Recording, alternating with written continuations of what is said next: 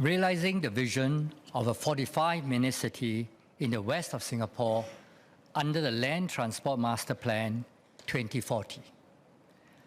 Mr. Speaker, sir, the massive breakdown on the East-West line between Buona Vista and Jurong East MRT stations between 25th and 30th September reminded Singaporeans living in the west of Singapore of how reliant they are on the East-West line. This 6-day breakdown also happened to coincide with the PSLE exams and the announcement that Singapore's population exceeded 6 million for the first time. When it comes to rail connectivity, the east side of Singapore is far better than the west side. There are 3 rail lines running parallel to each other, connecting the east to the downtown core, namely the East-West Line, Downtown Line, and Thomson East Coast Line. Had the East-West Line failed in the east instead, residents would have more options compared to those living in the west.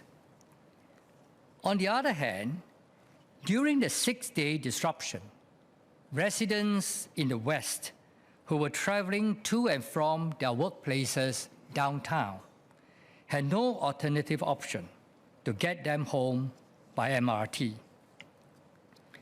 They would either have to use the bus bridging services, replacing the MRT, or endure long bus rides, such as services 174 or 502. As a result, many residents have complained to me that it took them more than 3 hours to commute during the initial days of the breakdown.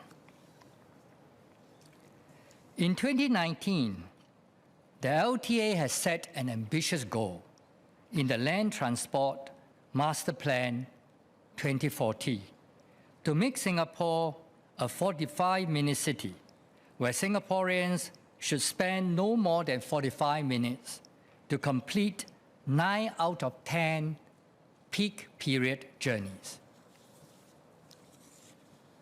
The 6-day disruption prompted us to ask whether the Master Plan 2040 is sufficient to make a 45-minute city a reality for residents of the West, even if everything is operating normally and all the plans in the Master Plan 2040 come into fruition.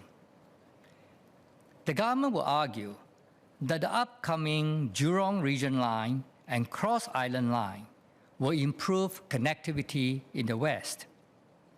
But even after these 2 lines are built, the East-West Line will still be a major bottleneck for travel between the east and west of Singapore for residents of the West. This is because the Jurong Region Line connects only to the East-West Line for east-west travel. The west of Singapore is not some Ulu hinterland. It is home to very dense population centers, such as Jurong West, upcoming new towns such as Tengah, and major employment hubs in Jurong East and Tuas. Existing towns such as Queenstown and Bukit Merah will also soon be redeveloped and densified. And many new jobs will be created in the Jurong Lake district. All these residents and jobs need to be better connected to the rest of Singapore. Currently, for a resident of Choa Chu Kang, Bukit Batok, Pioneer, or Jurong West, working somewhere in the downtown core like Raffles Place, a 45-minute commute by public transport to their workplace is still far from reality. This is very different from the East, where entire new towns, such as Marine Parade and Bedok, and even parts of Tampines, are accessible from the downtown core within 45 minutes. And on top of the downtown core, we must also strengthen connections from the west to other parts of Singapore. With decentralization and greater job mobility, residents of the West could find themselves working in the Punggol Digital District or Changi Business Park. While a 45-minute commute may never be feasible for them because of sheer distance, we can do more to reduce their commuting times as much as possible. Today, I would like to suggest two approaches to improve rail connectivity and bus services to relieve residents in the West from the dependence on the East-West line, so that we can be closer to realizing the vision of a 45-minute city in the West. The first approach is to improve rail connectivity to the West, for the West by connecting the Jurong Region Line to the Circle Line and Cross Island Line. There have been two unconfirmed proposals regarding this. The first proposal is to extend the Jurong Region Line from Pandan Reservoir to Haw Par Villa on the Circle Line. This will allow residents in Tengah, Bukit Batok West, Ayer Rajah, and West Coast to travel to the downtown core by MRT with just one transfer at Haw Par Villa. It could also benefit students traveling from, to, and from NUS. This proposal was first announced by the then Transport Minister, Lui Tak Yew, in 2015. Later in 2022, then Transport Minister S. Iswaran updated that feasibility studies are still ongoing, even though this potential extension appears to have been dropped out of the Master Plan 2040. The second proposal is to build an interchange infrastructure to connect Jurong Town Hall Station on the Jurong Region Line with Jurong Lake District Station on the Cross Island Line. These two stations are within walking distance of each other, but are not currently planned to be connected as an interchange. Minister S. Iswaran also said in 2022 that the authorities will study this as we need to create meaningful connections in our MRT station for convenience and resilience. These two proposals to extend the Jurong Region Line will greatly increase rail connectivity from the west to the downtown core and the rest of Singapore. We are glad that this morning, Minister Chee Hong Tat has mentioned that MOT will look into these proposals. The second approach to improve public transport in the West is to introduce a network of intertown skip-hop bus services. This can be implemented relatively quickly compared to increasing rail connectivity. These skip-hop services will be different from existing express pass services. They will only stop at a few high-demand stops in each town throughout the entire route to allow commuters to connect between towns more quickly. They will also run all day in both directions at good frequency. The existing routes that stops at all stops can still be retained to feed commuters from the lesser demand stops to the high demand stops. We think two types of skip-stop bus services should be introduced. The first type is the long-distance skip-stop bus services that connect different towns in Singapore. In the West, we currently have services 30 and 143, which provide important intertown connections for residents of Teban Gardens, Pandan Gardens, and West Coast, which are areas currently not served by the MRT, to the east and central Singapore. There are also services such as 180 and 974, which link Bukit Panjang with Boon Lay and Jurong West. All these are important long-distance intertown bus services that complement our MRT network, but they are too slow. Basic bus services travel at about 15 km per hour, about half the speed of the MRT. While we currently have faster express buses like Service 30E, many of them only operate during peak hours. What we need is a network of skip-stop buses to complement the MRT in moving people between towns quickly. This is especially important for areas currently not served by the MRT. The second type of skip-stop services is to connect more far-flung areas to key transport nodes and community hubs faster. This may be similar to the express feeder bus services that LTA is going to introduce under the Bus Connectivity Enhancement Plan. For example, we should introduce skip-stop service 870E to connect Tengah with Jurong East MRT, and a skip-stop service 871E to connect Tengah with Bukit Gombak MRT and Beauty World MRT. These will be much faster than the current services 870 and 871. We can also introduce a bus service linking Tengah and Boon Lay, which is something many Tengah residents have asked for during my engagement with them. PSP urges LTA to seriously consider using the Bus Connectivity Enhancement Plan as an opportunity to boldly reimagine our bus system. This should be done at a national level, but it is especially important in the West, where rail connectivity is not as good as the East, but the commuting population is fast building up. Mr. Speaker, Mandarin, please.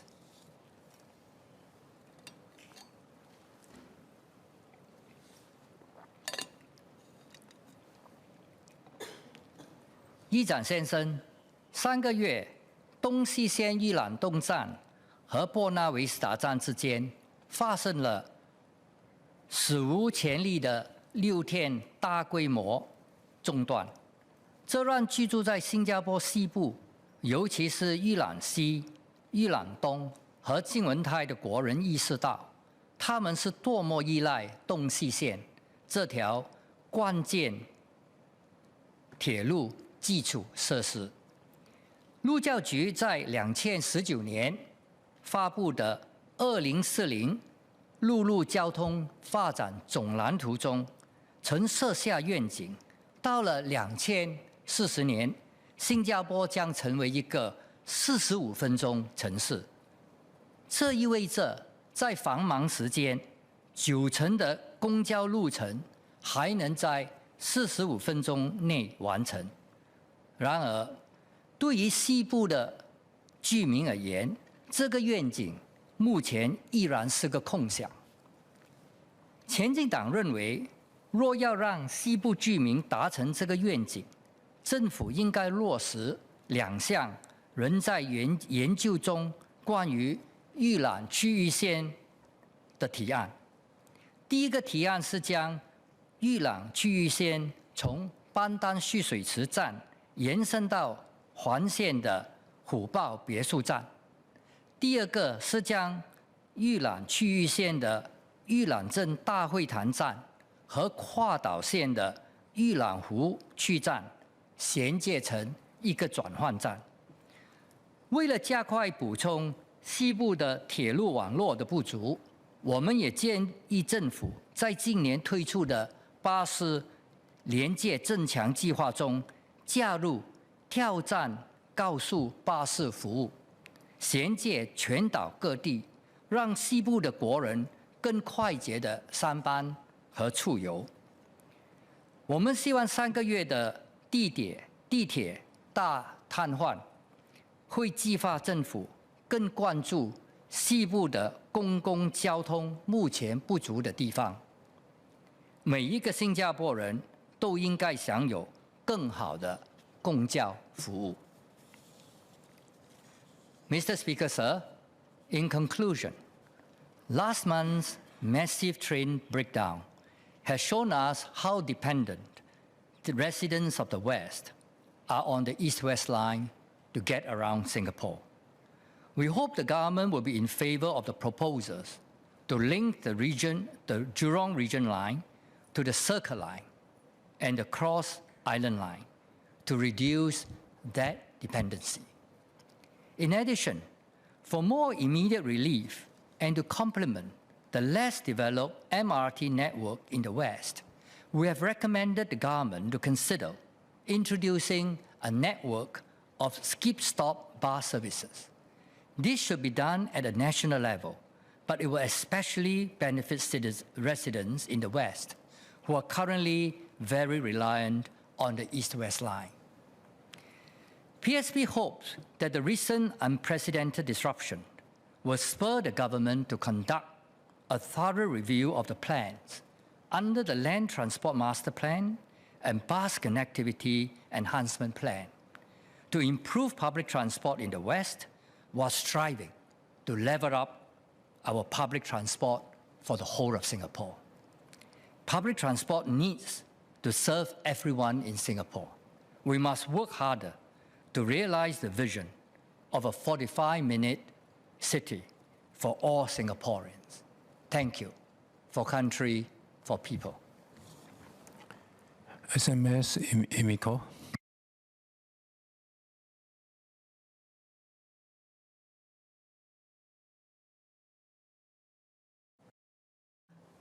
Our vision as articulated in the Land Transport Master Plan 2040 or LTMP 2040 is to create a 45-minute city and a 20-minute towns by 2040.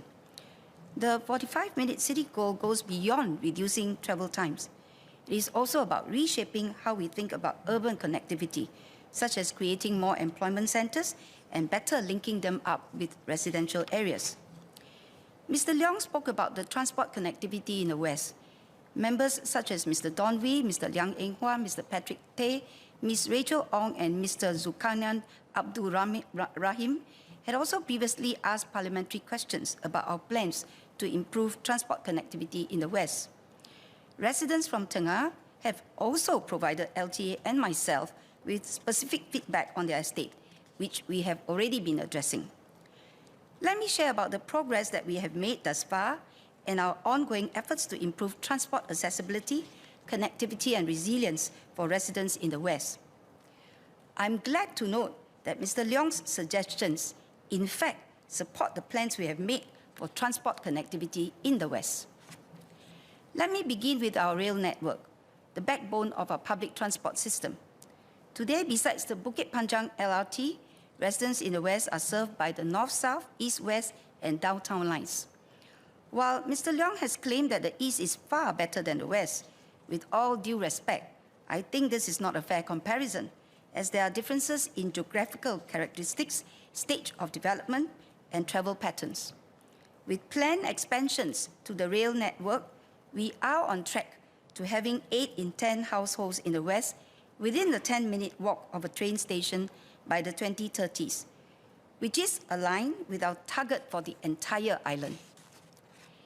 Complementing the rail network are bus services that provide first and last mile connectivity to key transport nodes and alternative options for commuters.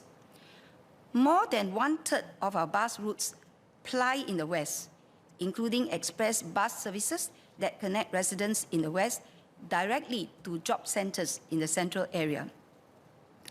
LTA closely monitors the demand and capacity of bus routes in the West, like it does for bus services across Singapore. Where additional capacity is needed, such as in growing towns with more BTO flats, LTA has worked with operators to improve frequencies and to inject more double-deck buses. One example of such improvements is in Tengah. LTA has introduced 3 new bus services in this area since new homeowners started collecting keys to their flats just about a year ago. Services 992 and 870 were introduced at the end of last year, connecting residents to MRT stations at Bukit Batok and Jurong East, as well as Jurong Town Hall and Tengah bus interchanges. Service 871 was introduced in July this year, connecting Tengah residents to Bukit Gombak and Beauty World MRT stations. As with all new estates, LTA will continue to monitor travel demand and make necessary enhancements to improve transport connectivity in tandem with the development of the town and progressive completion of its road infrastructure. Looking ahead, a key enabler of our plans to enhance transport connectivity in the West are our two new MRT lines, the Jurong Region Line and the Cross Island Line. The Jurong Region Line, or JRL, will be a game changer for the West when it opens in stages between 2027 and 2029. With 24 new stations and spanning 24 kilometers, it will serve areas such as Tengah New Town and Jurong Lake District, and also connect residents across the entire Western region to growing employment centers in Jurong. With 3 interchange stations at Choa Chu Kang, Boon Lay, and Jurong East, the JRL will connect to the North-South Line and East-West Line and enhance resilience across the system. The JRL will shorten travel times for commuters in the West. For example, residents in Tengah Plantation Grove can reach Tanjong Pagar in 40 minutes via a rail connection to Jurong East Interchange, compared to 55 minutes today. Similarly, residents in Boon Lay View will take 40 minutes to travel to Woodlands, down from 55 minutes today.